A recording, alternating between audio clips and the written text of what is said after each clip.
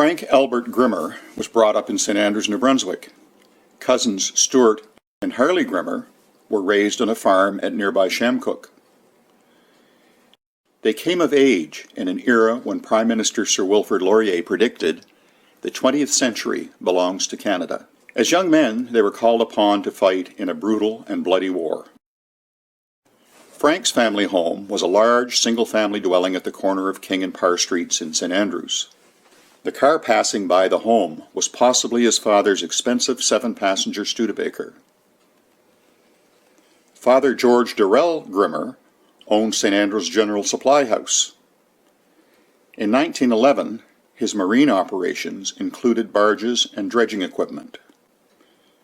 George won a lucrative contract to supply sand and gravel to the short-lived Canadian sardine factory at Shamcook, which enabled him to make major repairs to Victoria, one of his 2 tugboats. While Frank's older sister and 2 brothers had excelled academically, Frank was not making the marks expected of him. Even the crack of school principal Richardson's pointer failed to improve his algebra. As a result, Frank was sent off to Mount Allison Academy in Sackville.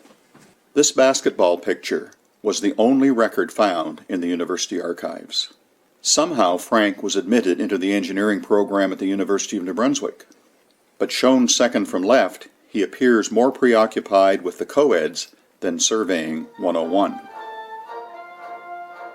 Frank returned home and played clarinet in the St. Andrews Citizens Band. He was in the band as it led Conservative opposition leader Robert Borden through town from the CPR station. That was in 1911, when Borden was campaigning during the so-called reciprocity election, free trade, as it were. In a cartoon, Frank was portrayed as a humble musician in a brass band banquet menu. Dapper as he was, he also enjoyed playing the clown. That didn't sit well in a family where one of his uncles was Judge Ward Chipman Hazen Grimmer, a former New Brunswick Tory justice minister. A no-nonsense authoritarian, Justice Grimmer told fellow Supreme Court jurists, "Work, service, and attention to duty are the keys to successful living." Frank was no stranger to hard physical work. He had spent long hours working in large family gardens. As a boy, he had herded cattle his father pastured on the outskirts of town. Frank's uncle, Harley Grimmer's father, was John Davidson Grimmer. He was a grocer, farmer, and operator of a grist mill. The grist mill is shown in this painting by one of his sons, Alan Grimmer. As boys, Harley and brother Stuart handled horses that hauled corn from the Canadian Pacific Rail siding at Shamcook to the grist mill.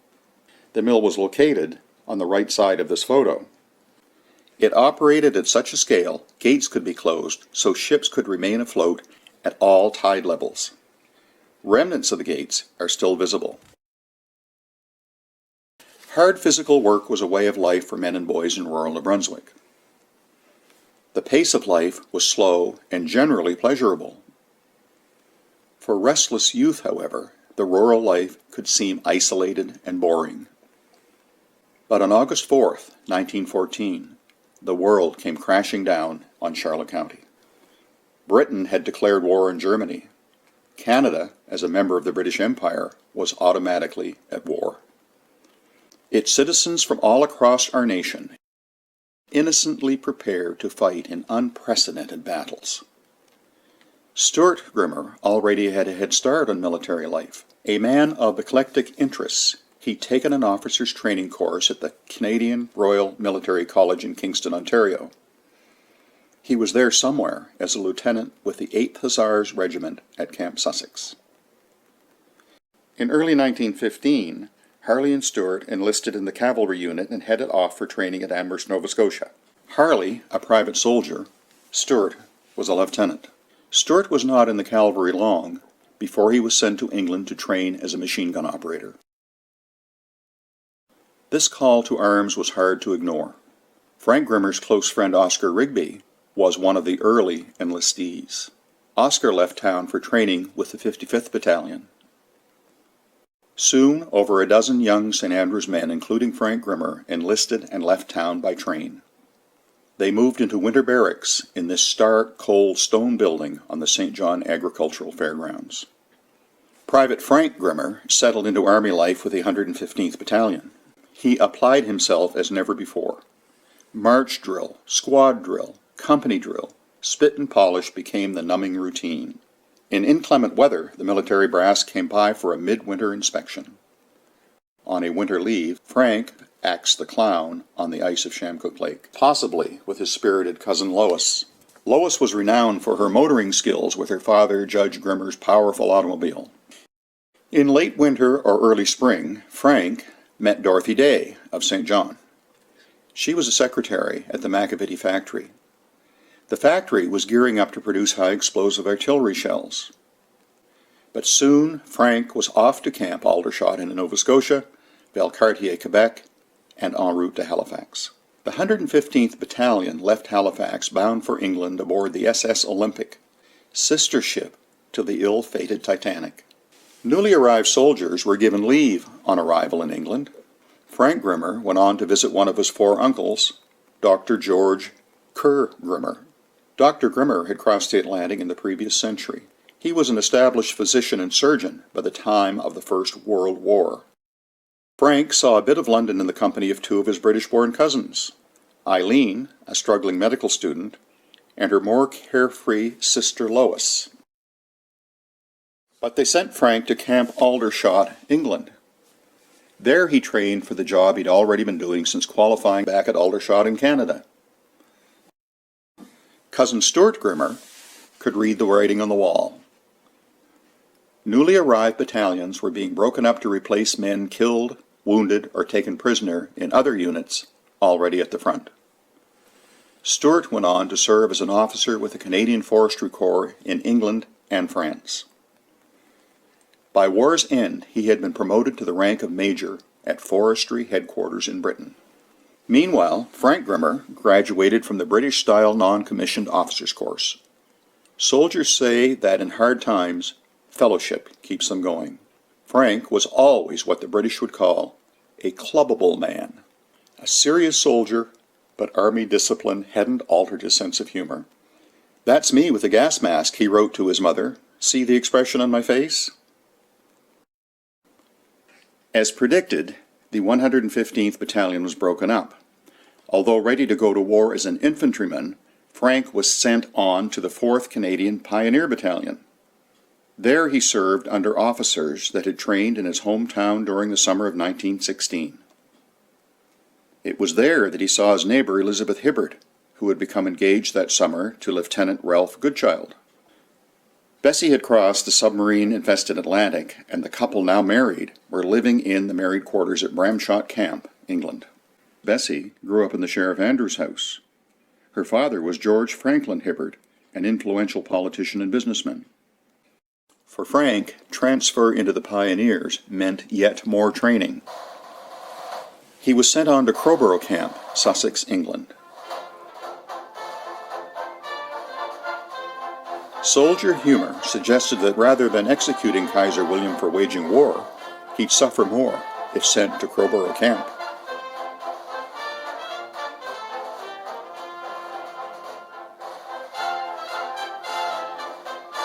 The stress was now on building the infrastructure of war in simulated battle conditions. Frank's call to battle came from the 2nd Canadian Pioneer Battalion. It badly needed men to replace those lost during the Battle of Vimy Ridge.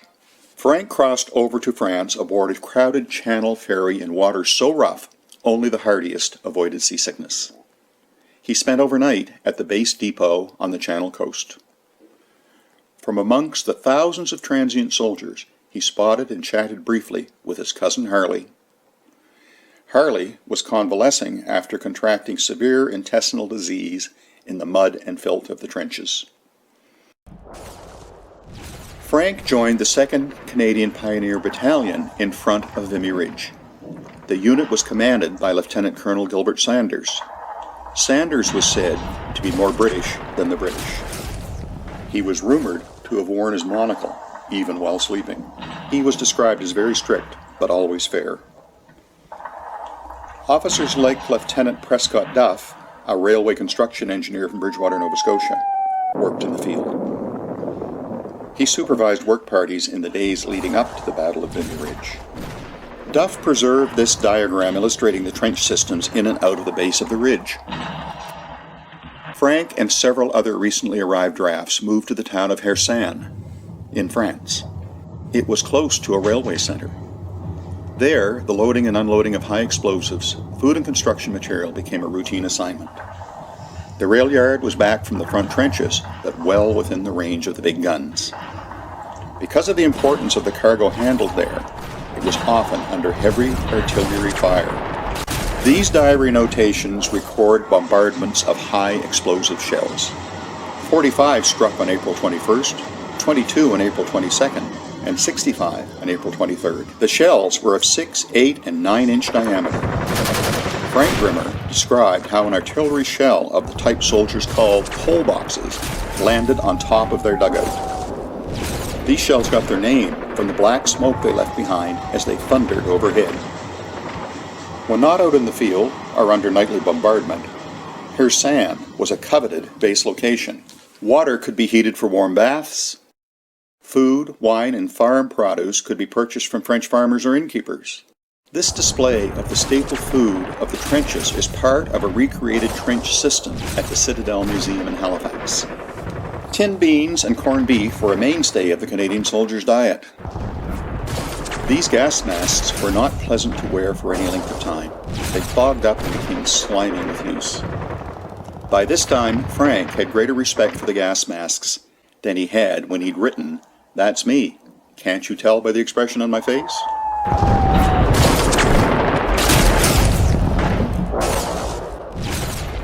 The 2nd Pioneer Battalion went on to provide support for the infantry during its daring and costly victory at Hill 70. By fall, the men of the Canadian Corps were in the coal swamps of Flanders.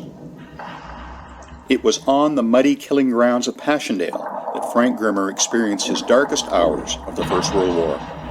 He lived amidst the ruins of Ypres and worked up the line helping build plank roads toward enemy lines.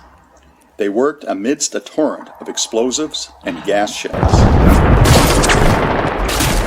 Following 12-hour shifts up the line, working closer each day toward the ridge, the men began the long march back to camp.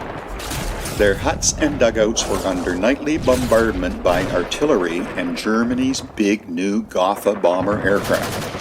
In the field, artillery fire during battle after battle had destroyed the natural vegetation and drainage systems. This grim display at the Canadian War Museum graphically illustrates how soldiers drowned when swallowed by quicksand-like mud of Passchendaele.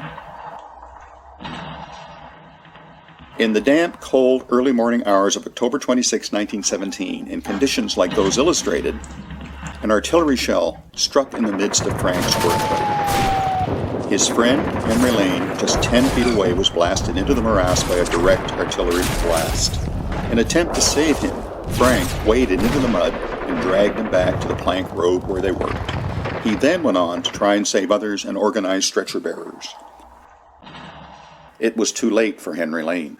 Henry was buried later that day at a military cemetery down the line. His marker is posted on the Veterans Affairs Canada Virtual War Memorial website. Frank's actions that overnight shift, just before the Third Battle of Ypres, earned him the Military Medal for Bravery in the Field. He survived the war and carried on, his scars of battle hidden to the public. But in the dark nights of his St. Andrews home, he was tortured by violent visions of that terrible war. Surgeons with chisels and hammers later could do little to relieve the suffering from injuries to the back of his head, from flying splinters of timber that occurred in that 1917 night, and the ringing like jackhammers in his head tormented him for life. The worst of Frank's war was over, but his cousin Harley Grimmer was in the thick of things as the war was turning in favor of the Allies. A company quartermaster sergeant, he had signed on as a cavalryman. A skilled horseman, Harley had enlisted before the high-ranking generals realized men on horseback were no match for the powerful new, highly mechanized weapons of war. So he had barely reached France when he learned he'd do most of his fighting as a foot soldier. He was there on August 8, 1918, along with the Canadian front, when the Allies opened up with their artillery and the tanks rumbled forward.